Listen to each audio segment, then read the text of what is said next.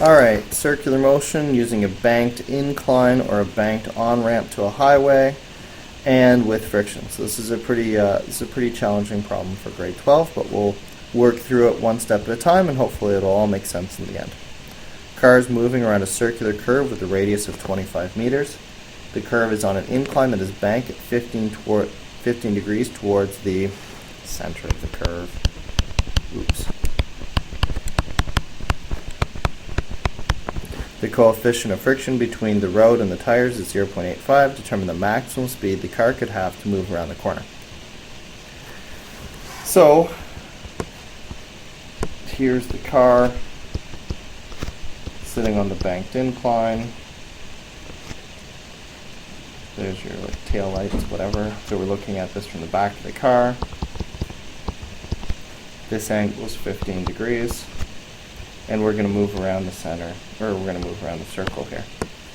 The trick to this question is that for this car to remain at the same height on the embankment, the acceleration that it needs to have to move towards the center of the circle is straight horizontal. The net force needs to be in that direction. So our temptation might be to have it go down the incline. But what we have to realize is if it did go down the incline, as it moved around the corner, not only would it turn to move around the corner, but it would also slide down the incline, and that's no good because we'll end up in the ditch down here. So we have to go straight towards the center. We can't be going up or down if we're going to stay in this curve properly. So with that in mind, we're going to have lots of angles in our problem here. We're going to have a force of gravity that's going straight down at 9.8 times the mass of the car. That can be broken up into two components. A normal force, which is, if this is 15 degrees, this is 15 degrees, so this is 9.8 m cos 15. This is 9.8 m sine 15. There's a normal force that will be equal to 9.8 m cos 15, or equal to the perpendicular component of the force of gravity. And presuming that we want the maximum speed, we want this car to be going as fast as possible. If it was allowed to drift, it would drift up out of the turn. So we also have a force of friction that's pointed down parallel to the surface in the direction of the incline. The value to that is 0.85 times the normal force. Now, the trick with this question is all of these forces are on funny angles, and almost every force in this diagram is perpendicular to one another except for the net force. So for me, the easiest way to solve this problem is to make my xy coordinates look like this, with those as the positive directions respectively, and then to rotate this whole problem so that the incline no longer appears flat, but most of the forces that we're dealing with appear flat.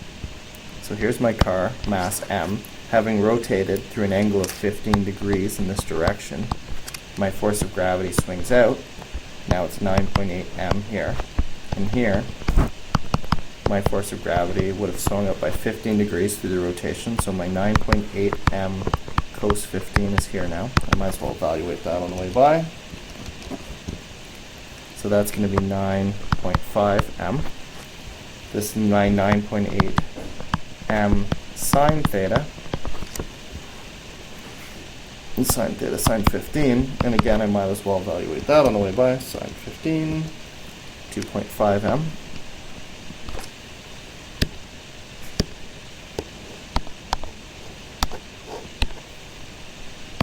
2.5 m. My normal force, balancing out that, is equal to, I gotta be careful here. I want to say it's equal to 9.5 m, but I can't. And the reason is that when my net force rotates up by 15 degrees, then I can't say that this and this are equal to each other because they're not. There's some unbalanced portion of the normal force that leads to this upward acceleration, at least in this frame. Here, I mistakenly said that they're equal. I can't do that, right? Because here, there's some component to this net force that means that these two forces aren't balanced with each other. So for now, I'm just going to call him Fn. And I have a frictional force going down in, and again, I wanted to say that that's equal to 0.85 Fn, keeping in mind that I can't say that Fn is equal to 9.5 m. I really want to, but this unbalanced portion of the net force is going to screw that up. So my net force sits down here, and when it was moving towards the center of the circle, we can see when I rotate everything by 15 degrees in this direction, it gets inclined by 15 degrees. So F net sine 15 here, and F net cos 15.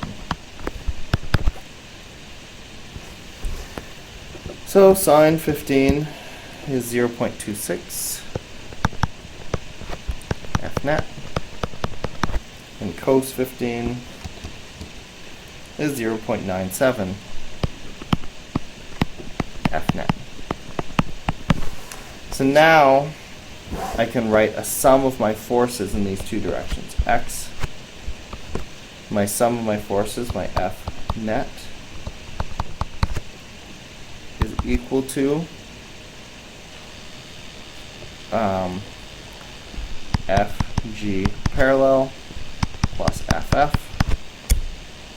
Those are the only two forces in that direction. Now my net force in that net force X is equal to 0.97 of my total net force. And that's going to be equal to 2.5 m plus 0.85 Fn, or normal force. So those are the two forces leading to that component of the net force.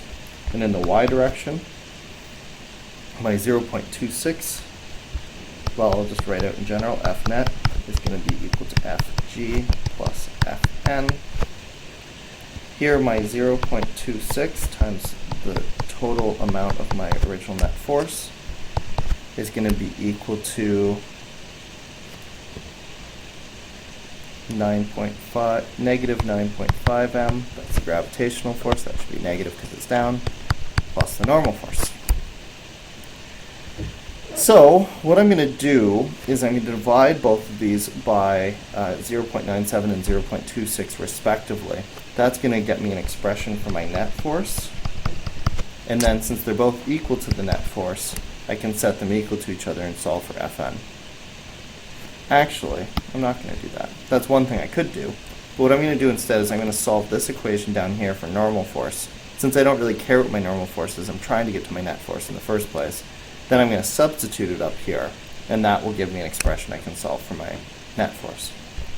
So my normal force, Fn, is going to be equal to 0.26 times my net force plus 9.5 m.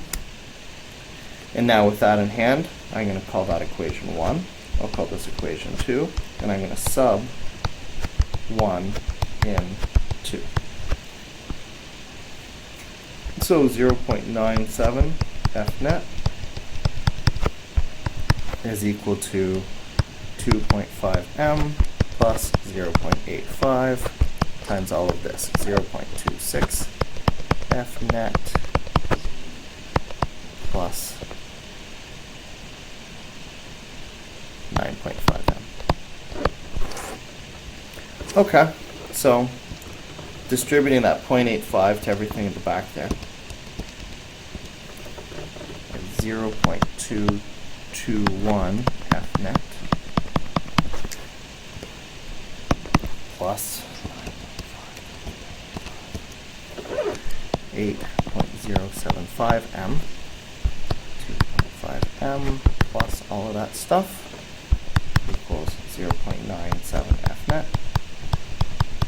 Now I'll move my 0.221 to the other side.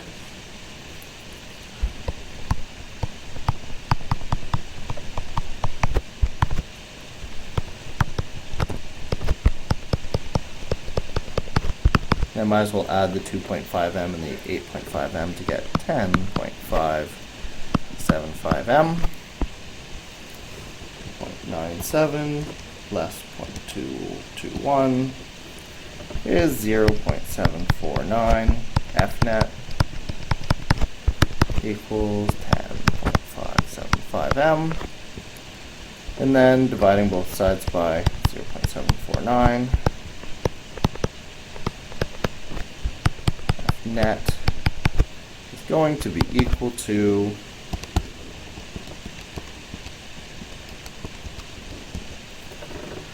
14 m. So with that in hand, I can use the fact that F net equals ma and recognize that I'm capable of generating an acceleration of 14 meters per second squared. That's a really nice boost from the incline. So with that in hand, recognizing that this object is trying to go through circular motion, the acceleration is equal to v squared over r. So 14 meters per second squared is equal to v squared divided by 25 meters, which was the radius of the circle that we're moving around.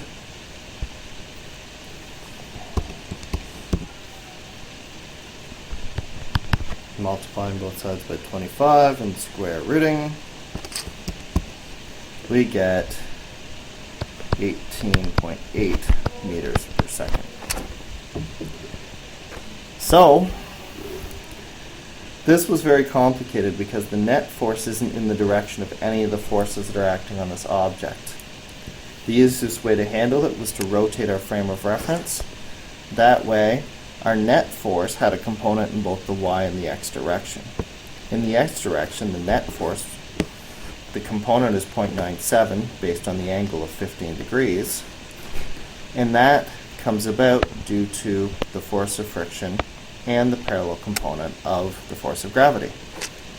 So we set that equation, the sum of the forces is equal to the force of gravity times the force of, or plus the force of friction. The force of gravity that went into the plane is not all balanced out by the normal force because there's also a net force in that direction that's propelling this car into the turn. So the net force is equal to the force of gravity plus the normal force. They don't equal out in this case. Solving for normal force and substituting, we can get an expression that only contains net force.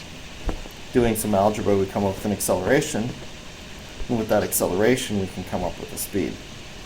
Maybe it'd be meaningful here to convert this to kilometers per hour so that it means a little bit more to us.